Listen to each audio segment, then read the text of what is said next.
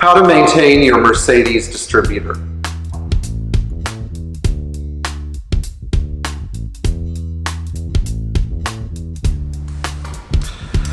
I'm aware that some of the people who were watching our videos have Mercedes with old Bosch distributors, and some of these distributors, hopefully all of them, or at least most of them, are still running with ignition points.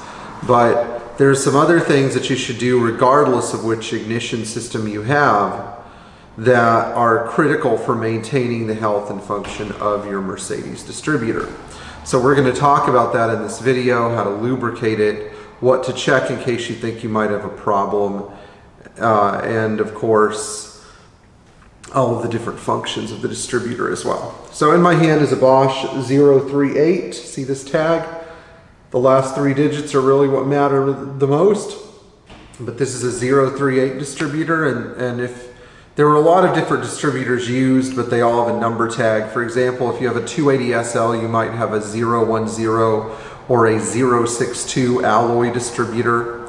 If you have a 250 SL or an early non-transistorized ignition 280 SE or SL, you might have a 051 distributor. We're just looking at the last three digits. So there are a lot of these made, but they all have the same basic maintenance functions. So let's begin. First of all, you might notice this little, I don't know what to call it, a little nub on the side. And this is actually an oil port, and you can turn the top part on the oil port. And if you turn it to the right location, it's kind of hard to see, but there is a hole in it right here. And you put 2 drops of oil in there so that the distributor main shaft gets lubricated, and then you rotate it closed. So it just takes motor oil. So that's the first item. Nobody knows what it does, but it's there. Another place you should lubricate is this little black thing in here. You're going to see a little black cover, and beneath it is a ball, and the ball is what tensions the breaker plate, or the plate that the point's right on. So that should have a little bit of distributor grease put on it. Now people ask me if they should use dielectric grease in their Mercedes distributor to lubricate the distributor cam, the part that goes round and round that the points touch on, and if they should use dielectric grease here. And the answer to that is no, you should not. But I have found that rubber seal glide or Mercedes sunroof grease, which is not a dielectric grease, are the two closest things to what Mercedes originally supplied. You want as little grease as possible because you don't want to put a gob of grease in there and have it get all over your points. What you want is you want to use a Q-tip. You want to use just enough and no more. And now some of these, it's not in here, but some of these actually have a felt strip that you can put grease on that constantly wipes and lubricates the distributor cam. So that would be like on a 280 SE 4.5 or 3.5. Now, to adjust your point, some of you might ask about this, how to adjust your points. I took the top part out of the point set in here because there's this little locking screw. It's a flathead screw, and you can move it in or out. Moving this whole arm, loosening the screw and moving the point assembly towards the middle will increase your point gap, and pushing it away towards the edge of the distributor will decrease the point gap. Always check before and after, and check it with the node on the distributor cam pressing against the point. So on most Mercedes, I will say this, a universal point gap you can set any Mercedes to is 0.35 millimeter. Whether you have a 6.3 or a 280 SL or a 230 SL, whether you're driving a 4.5 or a 3.5 variant, any Mercedes will be safe with a 0.35 millimeter point gap or even a 0.40 millimeter point gap. On the cars that have basic ignition with just a condenser, though, you want to make sure that you don't let the rubbing block wear too far down, because then it'll mess with your dwell and your points won't do their job. So when that rubbing block wears down, replace your points. Now another item that people don't know, but is right here through the middle of the rotor shaft, is a lubrication point for the advance mechanism. And how do we know if the mechanical advance is working? Well, we take the shaft and we turn it. You see how it turns just a little bit. It's easier with the rotor on, but it should turn forward and spring backward.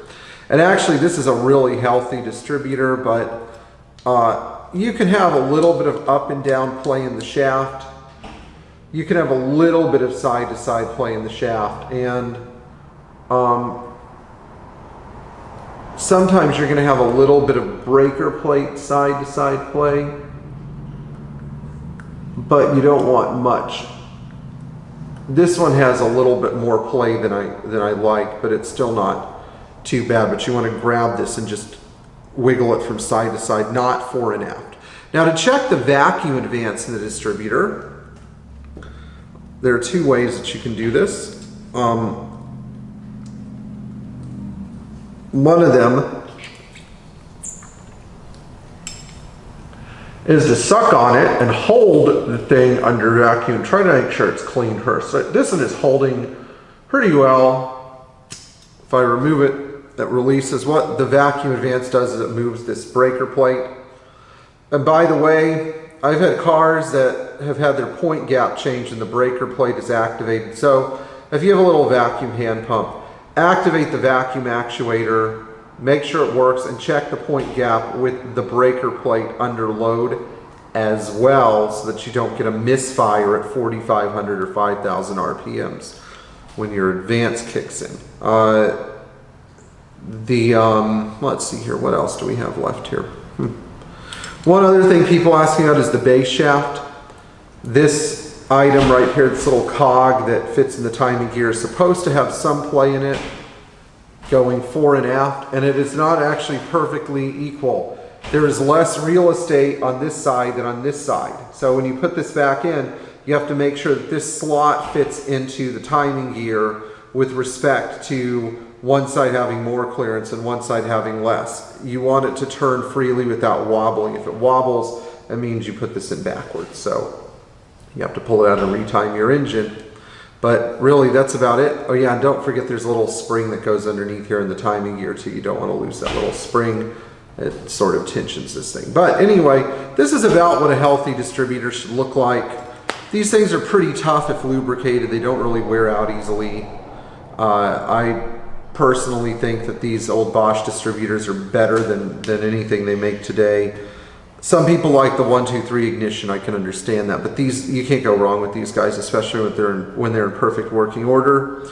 And if you buy all your distributor and ignition parts from Mercedes, such as the ignition condenser and the ignition points, and spend the extra money, the systems work flawlessly. So, you know, electronic ignition still, I don't know, I don't like it very much, but we're going to cover that in another video. Anyway, thank you guys so much for tuning in. Be sure to like, share, subscribe, and give us a thumbs up. Click the bell for notifications. And please consider supporting us on Patreon. It really helps us to keep the channel going. And in the meantime, enjoy working on your Mercedes Benz.